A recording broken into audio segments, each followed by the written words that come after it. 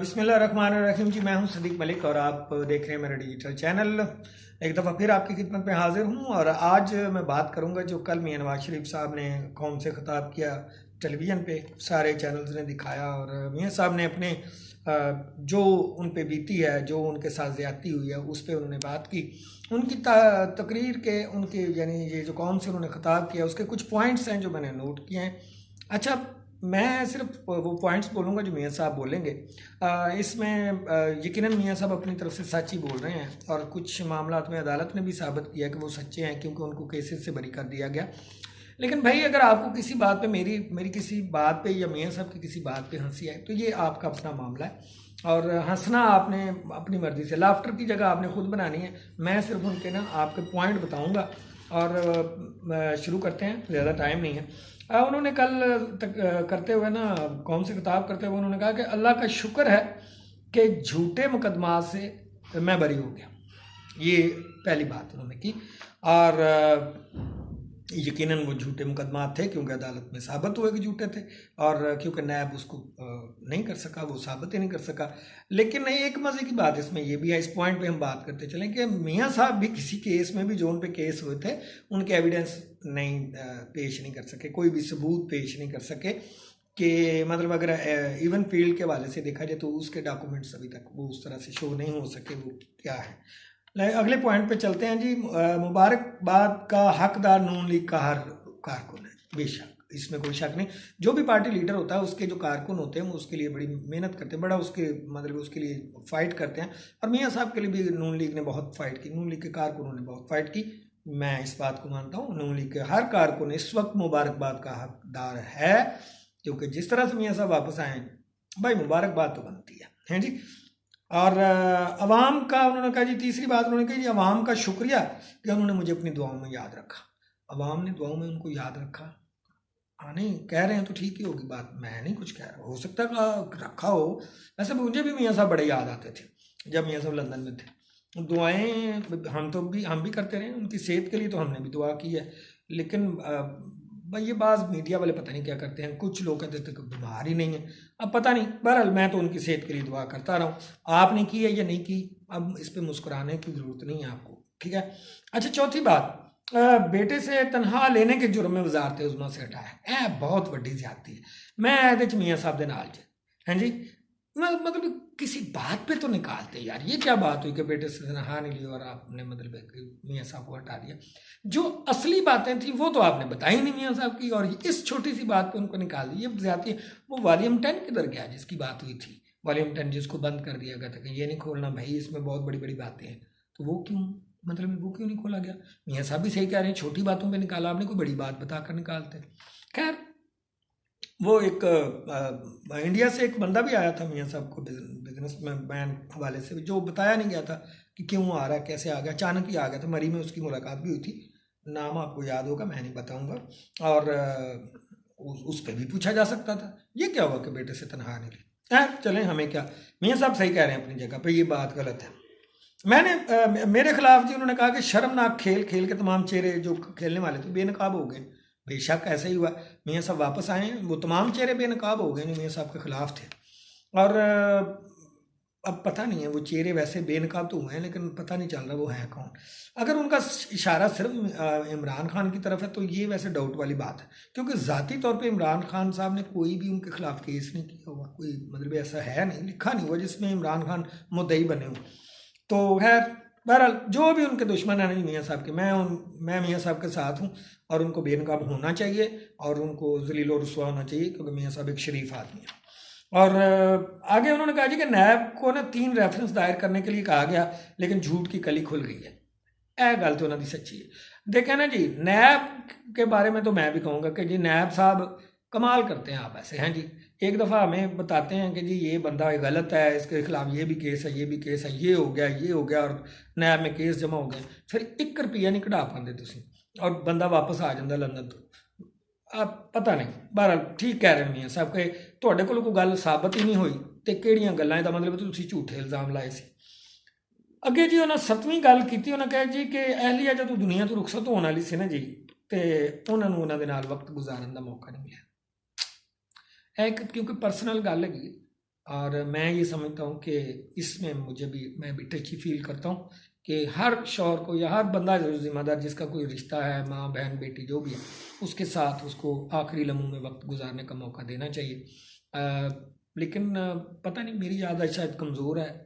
मियाँ साहब मेरे ख्याल है जब वो उनका कुलसूम नवाज साहब का इंतकाल हुआ तो मेरे ख्याल वो लंदन में थे, उससे पहले मिले भी थे। एक वीडियो भी छोटी सी आई थी जिसमें मरियम नवाज मामा अपनी मम्मी को कह रही हैं कि मामा देखो अबू आए हैं। तो मेरे ख्याल है वो आखिरी लम्हात थे तब। और मियाँ साहब मेरे ख्याल है कुलसूम नवाज साहिबा के जनाजे में भी शिरकत के लिए नहीं आ सके थे, तो लंदन में ही थे, मतलब बात करने का मकसद। लेकिन वो शायद मैं भूल रहा हूँ या सब सही कह रहे होंगे। मेरी इन्फॉर्मेशन बहुत कम है इस मामले में, बात नहीं करता। बहरहाल ये एक पर्सनल बात है, इस पर हम नहीं जाएंगे। वो सही कह रहे हैं, मेरे खिलाफ साजिश से पाकिस्तान को नुकसान पहुंचा। बड़ी बड़ी गल है वाकई। मियाँ साहब के खिलाफ साजिश करके लब्भा की मतलब उन्होंने बाहर कढ़ के की लब्भा ये तक वेखो ना। अब मियाँ साहब के जान नाल सानू टेंशन ही आई ना। वो मियाँ साहब गए तो सानू अगर मियाँ साहब ना जाते अज इत्थे ही होंदे तो इमरान खान तो बाद फौरन मियाँ नवाज शरीफ ही वज़ीर आज़म बनते। देखो ना विच शहबाज शरीफ साहब तो ना बनते जिन्हें मुल्क का 16 महीनों च बेड़ा गर्क करके रख दिता, तो सारा मुद्दा इमरान खान से पाता। इमरान खान ने भी मतलब जो भी किया उन्होंने भी वो अपने मतलब अमाल को भुगतेंगे, लेकिन जो मियाँ शहबाज शरीफ साहब ने कहा, मुझे लगता है ये सारे सवाल वैसे मियाँ शहबाज शरीफ से कर रहे हैं, वो आगे जो आने वाले हैं आपको बताता हूँ। अच्छा जी, उन्होंने कहा जी मुल्क से दहशतगर्दी को कुचल दिया था मगर दोबारा वो पाकिस्तान में आ गई। ये भी सोचने वाली बात है मियाँ साहब। वैसे आप जब गए थे तब भी अभी कोशिश जारी थी, लेकिन ज़रबे हज़ब और ये वो हुए थे वाक़यात, या ये बात है मुझे पता है, मिशन हुए थे आर्मी ने किए थे और बड़े कामयाब थे और वाकई दहशतगर्द तकरीबन खामोश हो गए थे। लेकिन ये इमरान खान के दौर में भी दहशतगर्दी का कोई वाक़या नहीं। और सबसे बड़ी बात बताऊँ मियाँ साहब, वो इमरान खान के दौर में ना ड्रोन हमले भी नहीं हुए। ये बड़ी मज़े की बात है कि अमेरिका की तरफ से जो अफ़गानिस्तान से हमारे ऊपर ड्रोन हमले किए जाते थे वो बंद हो गए थे, लेकिन आप बंद नहीं करवा सके थे और आपके भाई भी नहीं बंद करवा सके, बल्कि आप उन्होंने आके ऊपर मतलब किया है, कुछ किया होगा मुझे नहीं पता। बहरहाल दोबारा मामला गड़बड़ हो गया। उन्होंने कहा जी महंगाई 4% से 40% तक पहुँच गई है, ये भी ज्यादती है। ये वाकई पिछले 4-5 साल में हुआ है और इसमें बेशक इमरान खान की हुकूमत का भी कुछ हाथ है, लेकिन बहुत ज़्यादा हाथ मियाँ शहबाज शरीफ साहब का है। तो मियाँ शहबाज शरीफ साहब अपने भाई की स्पीच का जवाब दें ज़रा प्लीज़, मेहरबानी, कि ये कैसे आपने इतनी लंबी महंगाई हमारे ऊपर थोपी है, कैसे किया। और फिर उन्होंने कहा कि जी पाकिस्तान को तनहा कर दिया गया। हाँ, ये भी ज्यादती है, पाकिस्तान को तनहा कर दिया गया क्योंकि पाकिस्तान में ऐसे लोगों की हुकूमत आ गई थी पिछले 16 माह में जिसमें किसी को बाहर की किसी कंट्री को यकीन नहीं था कि पाकिस्तान में क्या होने वाला है। तो जब इमरान खान थे तो पाकिस्तान की खारजा पॉलिसी में सब बहुत अच्छी थी और पाकिस्तान के बाहर ताल्लुकात भी अच्छे थे और लोग मतलब उनके लिए आते थे। लेकिन खैर आपको तन्हाई फील हो रही है क्योंकि जब आप आए तो शहबाज शरीफ साहब वो काम कर चुके हैं जिसके बाद पाकिस्तान तनहा हो गया। अच्छा जी, अगली उन्होंने 12वीं बात की, उन्होंने कहा मुल्क को ना बेकारी क्यों बनाया था। ये तो वैसे नहीं है, सब तब की भी बात है। तब भी आपने कहा था मैं कशकोल तोड़ दूंगा, लेकिन तोड़ने में कामयाब नहीं हुए थे। और फिर ये अभी जो IMF से कर्जे कुर्जे ये अभी आके शहबाज शरीफ साहब नहीं होके करवाए हैं, आपको पता नहीं है, बल्कि आपकी नून लीग के ही रहनुमाओं का ये इसहाक डार वगैरह का कहना है कि जी वो हमने ना बड़े मिनतरला करके जी, बल्कि हमें पता नहीं क्या क्या IMF के लिए करना पड़ा तब जाके उन्होंने कर्जा दिया। यानी क्यों कर्जा लेना पड़ा आई डोंट नो, लेकिन आवाम को 1 रुपये का भी उस कर्जे से फ़ायदा नहीं हुआ। मैं बता दूं बल्कि उल्टे हम अजाब में हैं, ये आपको पता है। और आप कह रहे हैं कि जी बेकारी क्यों बनाया गया, ये तो आप अपनी फैमिली से पूछें, अपने लोगों से पूछें, वही थे पिछली 16 माह में हुकूमत। आप किससे सवाल कर रहे हैं, अभी तक समझ नहीं आई। लेकिन चलें, अवाम आपकी बात सुनती है तो सुने, अवाम है, हम मजबूर हैं, सुनेंगे। IMF से निजात हासिल कर ली थी, फिर बेकारी किसने बनाया, भी सवाल हो ये मियाँ शहबाज शरीफ साहब जवाब देंगे तो। अवाम 8 फरवरी को फैसला सुनाएगा, ये बात मियाँ साहब ये सही बात है। अवाम अगर 8 फरवरी को इलेक्शन हुए, फेयर इलेक्शन हुए इंशाल्लाह, तो अवाम आपको अपना फैसला ज़रूर सुनाएंगे। हाँ जी, वेट कीजिएगा। और फिर उन्होंने एक लास्ट बात जो कि उन्होंने कही जी अवाम को ख़ुद अपनी सज़ाओं का ख़ात्मा करना होगा। मैंने कभी अवाम को सब्ज़ बाग नहीं दिखाए और ना ही कोई झूठे मतलब ख्वाब मतलब दिखाए, ना सब्ज़ बाग ना झूठे ख्वाब। तो ये बात भी मियाँ साहब की अच्छी है, उन्होंने कहा है कि, लेकिन उन्होंने बहुत सारी बातें की थी, किसी शहर को पेरिस पुरुष बनाने का भी कहा था, किसी शहर को उन्होंने पता नहीं क्या कहा था, इस तरह से पाकिस्तान के बारे में बड़े बड़े उन्होंने कहा है, मतलब है उन्होंने, लेकिन वो पाकिस्तान के वो वाहिद वज़ीर आज़म हैं जिन्होंने पहली दफ़ा मोटरवे बनाया था, और इसी बात की अभी तक खा रहे हैं। जैसे पीपल्स पार्टी कहती है ना कि जी भुट्टो साहब अभी भी जिंदा हैं, तो इसी तरह मियाँ नवाज शरीफ साहब का मोटरवे जिंदा है, और पता नहीं कौम को कब तक उस मोटरवे की वजह से मियाँ साहब को वोट देने होंगे।